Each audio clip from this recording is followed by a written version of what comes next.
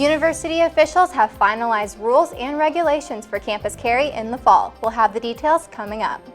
Students crowded into the sub for a one-of-a-kind event last week. Find out why next. In Human Sciences, El Centro got a little brighter last Friday. We'll take an in-depth look at Tech's newest art installation. This is the MCTV Weekday Update.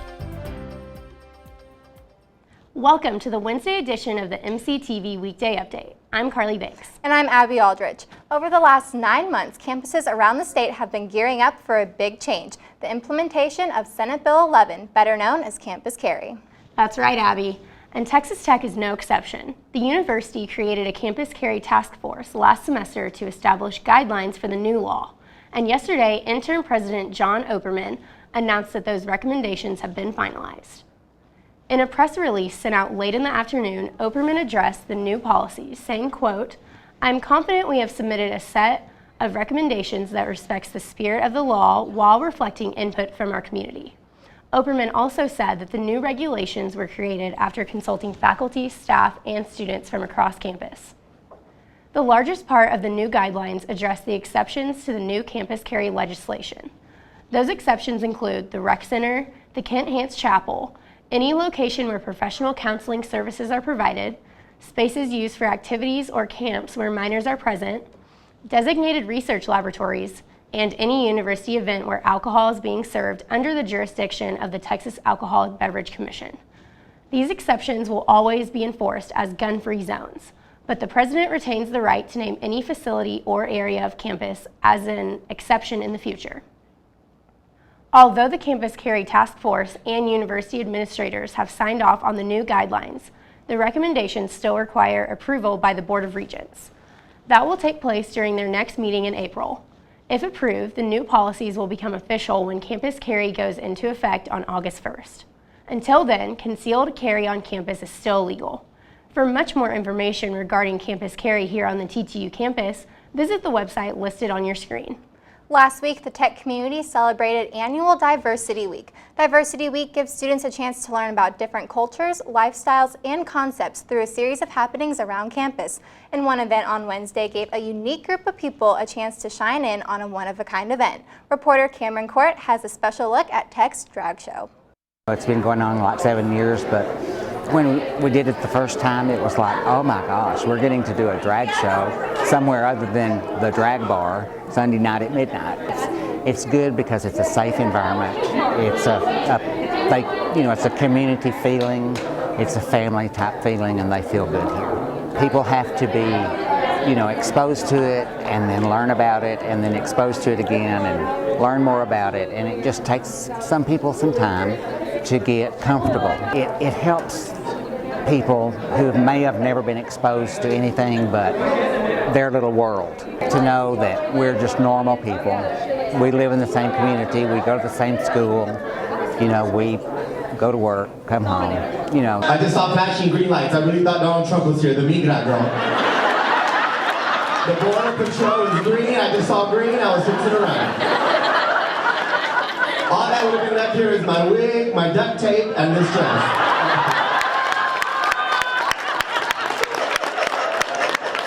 It's good that we're getting recognized here.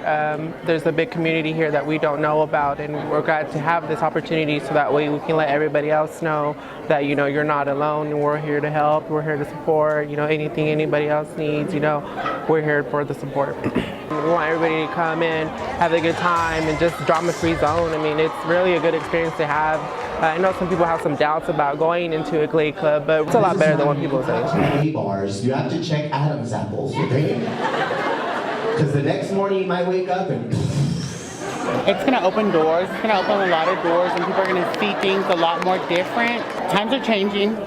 We're here, and deal with that. I mean, girl, hello. I mean, this is us having fun. We're regular people, just like everybody else, We want more peace. My hope is that instead of turning to bullying, you would turn to educating yourself and sharing your experiences with others and getting people to know, what you have questions about. Diversity Week at Tech will help people understand that we're all here, we're all the same, and we love each other, and we should take care of each other. Cameron Court, MCTV. This was the 7th year the drag show was held here on the Tech campus. This year's event featured the highest attendance in its history. The drag show was one of over 30 events held during Diversity Week. Many of those activities focused on bringing awareness to groups who often face adversity. And one event in particular gave students a way to take immediate action in helping to bring change to campus. On Thursday, the Department of Psychological Studies, the Student Counseling Center, and the Gay Straight Alliance hosted this year's edition of Stomping Out Stereotypes in the North Sub Plaza. The activity features colorful poster boards with common stereotypes written on them covered with bubble wrap. Participants pick a stereotype and stomp it out to help end adversity against different groups of people. What I'm trying to do with this event is basically say, hey, we all know about stereotypes. We know that these things are said, but when you think about diversity within your own group identity, we recognize it. We recognize the diversity of perspectives within our own groups, but oftentimes when we're thinking about other groups, we kind of say, oh, they're all the same. We don't always think about the great diversity in our out groups, the groups that we're not a part of. And so this is kind of also to get people thinking about that feeling of what it's like to be stereotyped when they're reading these, to know that those stereotypes exist about their own group, and to think about how that makes other people feel who are also stereotyped, who don't happen to be a part of the same group they are. Right. Diversity Week ended on Friday with a series of events throughout the day. The final day's events included a blood drive, the What Makes You Diverse handboard, and an open house in the Graduate Student Center. Diversity Week takes place every year during the spring semester. During the last of 15 years, the Texas Tech has become home to more than 100 art exhibitions that are a part of the public art program. Almost every corner of campus features sculptures, architecture, paintings, and other pieces created specifically for viewing by those in the Tech community. And last week, a special creation was debuted in the Human Sciences building. Reporter Laura Duclos stopped by the dedication and has more. Laura? Thanks, Abby and Carly. On Friday, university leaders, faculty, and students all gathered in Human Sciences El Centro to experience an illuminating installation. Texas Tech installed yet another piece of public art onto the campus on Friday. The sculpture titled Primordial Garden was created by Adela Andia, who says she created the piece to promote discussion about the impact of human actions on the natural environment. The work is about the meaning of nature and what nature means, because nature is the term that was actually separated during the Industrial Revolution. It wasn't like a term by itself before. It was in contrast with technology. So today, actually, this is getting, they get closer and closer together.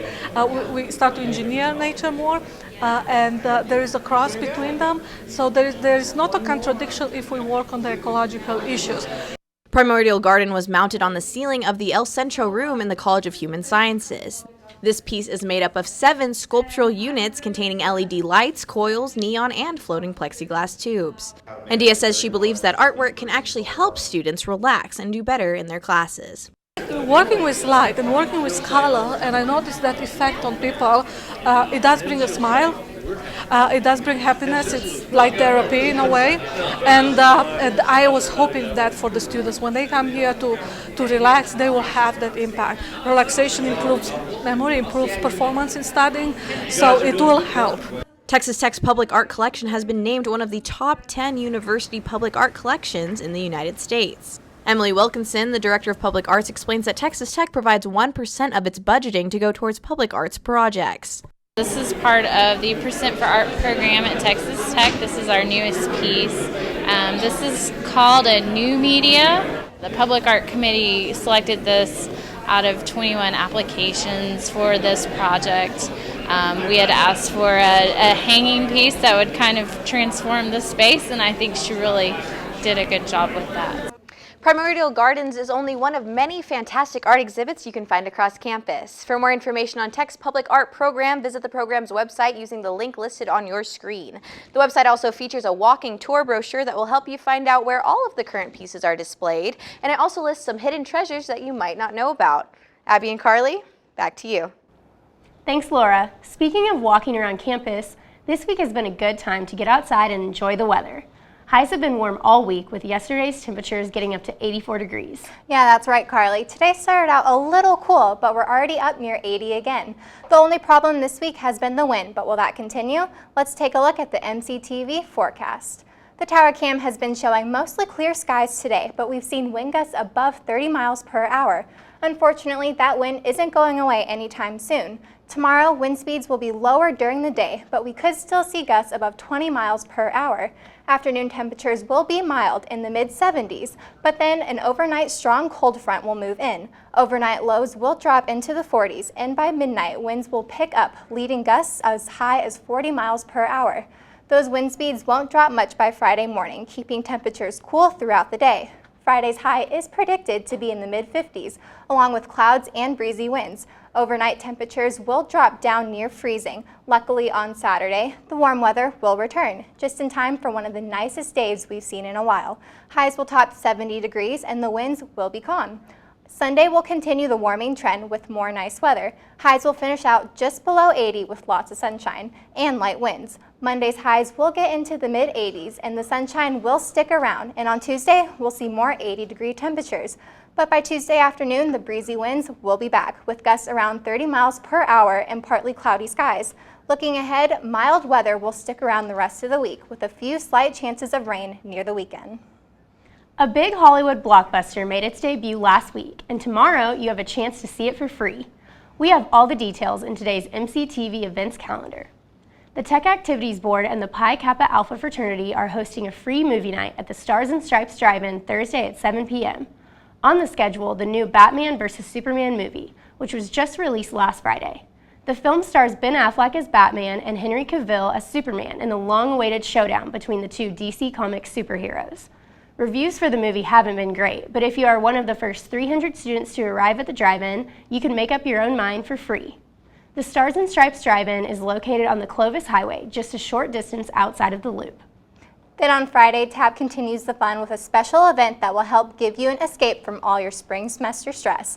Recreation Vacation is a new TAB event that will take place at the Rec Center Leisure Pool from 2 p.m. to 8 p.m. Come enjoy tropical drinks, pool games, and even a live DJ courtesy of TAB. It's all free with a student ID. And on Friday, make plans to stop by the Human Sciences building for an event that is giving men a chance to take the stage and be heard. Speaker Box, an all-male spoken word performance, will be held in Human Sciences, room 169, starting at 7 p.m. The event gives the men of Texas Tech an opportunity to express themselves through song, poetry, and monologues. Speaker Box is part of a celebration of National Poetry Month, which takes place in April. A $5 donation will be requested at the door, and all funds benefit the Boys Juvenile Detention Center of Lubbock. Speaker Box is sponsored by the Collegiate 100 Student Group. College sports fans are gearing up for one of the most anticipated weekends of the year.